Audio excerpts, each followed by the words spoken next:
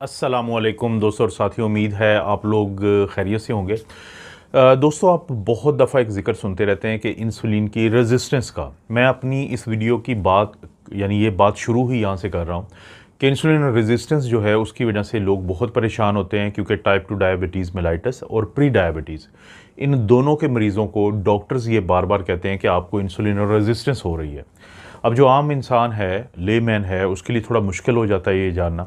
लेकिन कुछ टेस्टों के मैं आपको पहले नाम बता देता हूँ, फिर थोड़ा सा एक्सप्लेन करूँगा इन तमाम चीज़ों को कि डॉक्टर्स ये बात क्यों कर रहे होते हैं और इसके आगे आपके जिस्म को क्या क्या नुकसान होते हैं। देखें, जो कुछ टेस्ट हैं, जैसे मिसाल के तौर पे अगर आप इंसुलिन का लेवल चेक करवाते हैं अपने खून में, उसको हम माइक्रो यूनिट पर एमएल में मालूम करते हैं। अगर वो आपकी लेबॉर्ट्री के रेफरेंस से ज़्यादा हैं, एक ये टेस्ट है जो इस तरफ इशारा करता है कि आपको इंसुलिन जो है वो रेजिस्टेंस हो रही है।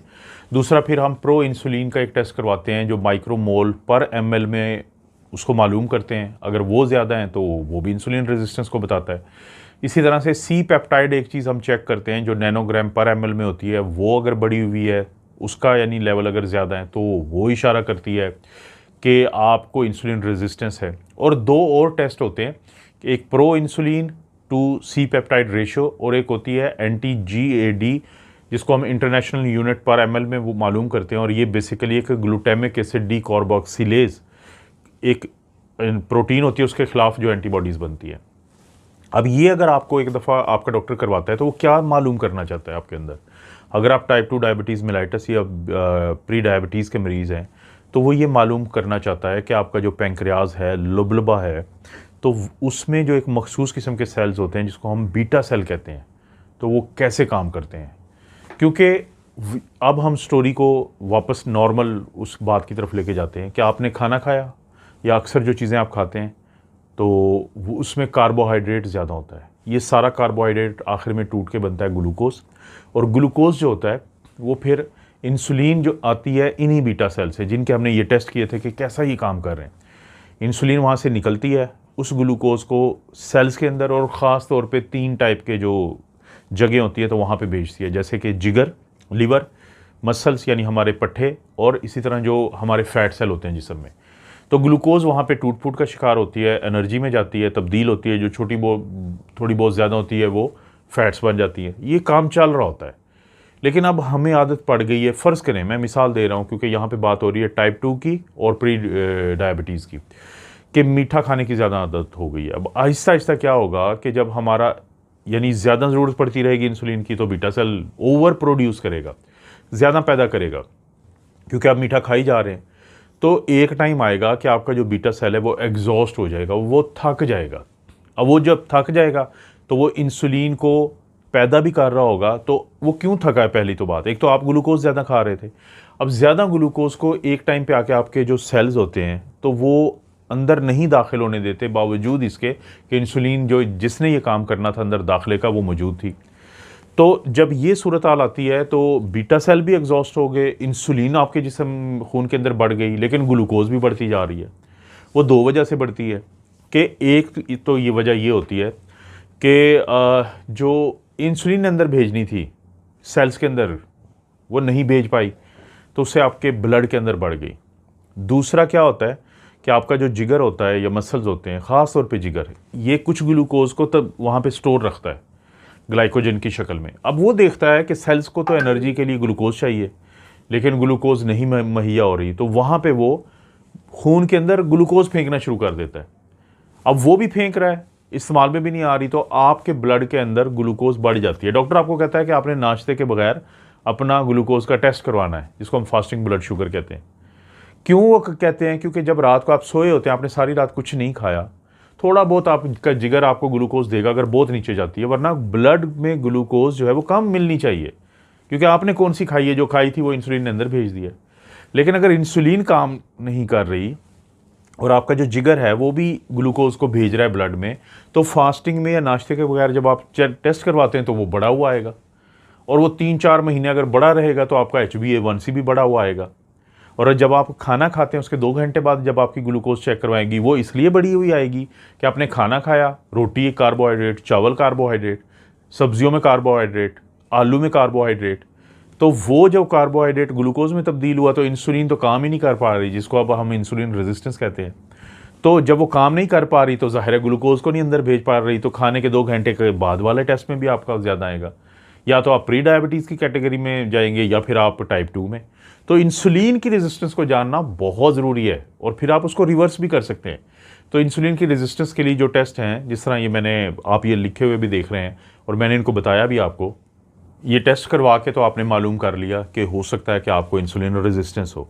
लेकिन इसके साथ साथ एक और मसला चल रहा होता है। आपने रोटी खाई है, वो ऑयल में बनती है, रोटी सालन ऑयल में बनता है, तो आपने खाने के अंदर जो भी आप खा रहे हैं अक्सर ही ऑयल में होता है, ये ट्राइग्लिसराइड होते हैं।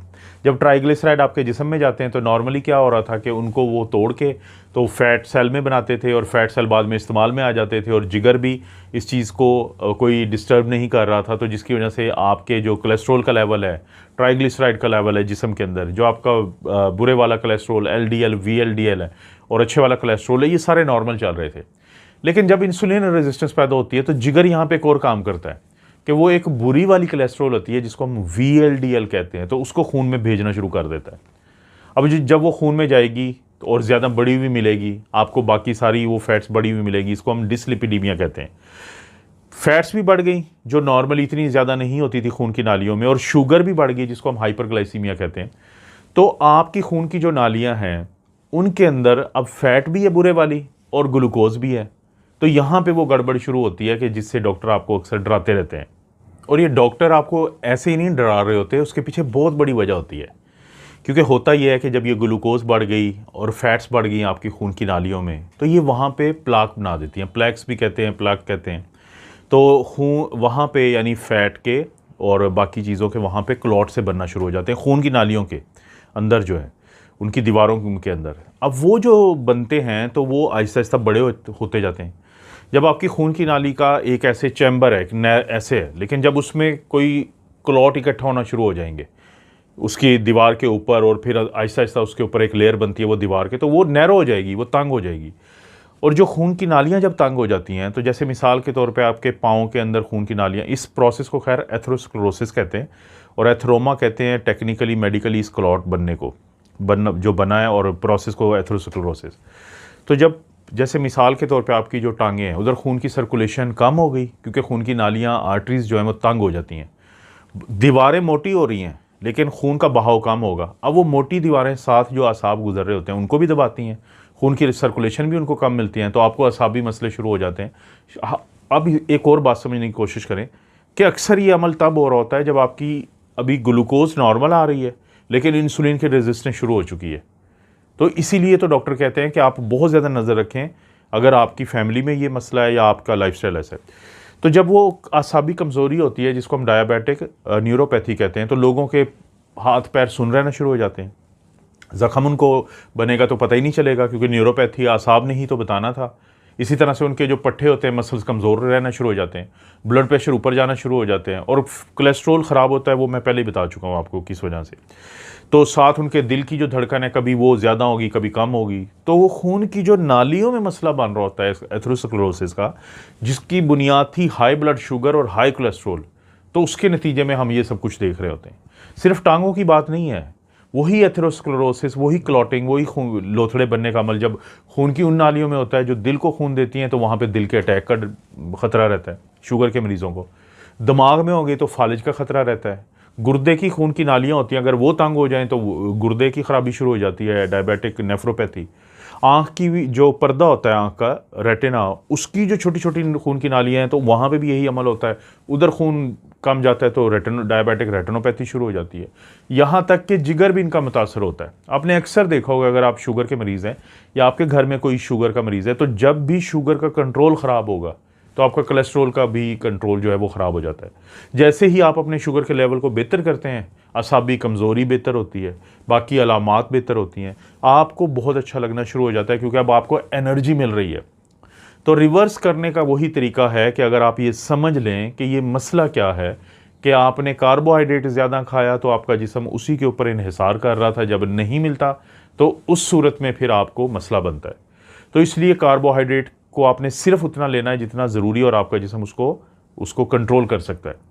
तो इसलिए ये पूरा जो प्रोसेस है इंसुलिन रेजिस्टेंस का, हाइपरग्लाइसीमिया का, हाइपरलिपिडीमिया या डिसलिपिडीमिया का, अगर आप इसको समझ जाते हैं तो फिर ग्लूकोज शुगर के मरीज़ के तौर पे आपको अपना जो खुद मैनेजमेंट करना बहुत आसान हो जाएगा। बहुत आसानी से आप ये कर सकते हैं, क्योंकि वो लोग जो वॉक करते हैं, वो लोग जो अपनी खुराक का ख्याल रखते हैं, तो उनके अंदर फिर आहिस्ता आहिस्ता इंसुलिन रेजिस्टेंस जो है वो कम होना शुरू हो जाती है। बाहर निकली हुई तोंद इंसुलिन रेजिस्टेंस की तरफ लेके जाती है। तोंद को पीछे कर लें, आपकी इंसुलिन रेजिस्टेंस जो है वो बहुत कम हो जाएगी। आपको पता है दोस्तों, इस चैनल पर इस तरह की वीडियोस मिलती रहती हैं। वीडियो को लाइक करें, चैनल को सब्सक्राइब करें। कोई भी वीडियो अच्छी लगती है तो दोस्तों रिश्तेदारों से शेयर करने के लिए नीचे ऑप्शन उसको ज़रूर इस्तेमाल करें। आप अपना और अपनी फैमिली का ख्याल रखें। अल्लाह ताला आपको और आपकी फैमिली को हर किस्म की बुराई, बीमारी और आजमाइश से महफूज रखें।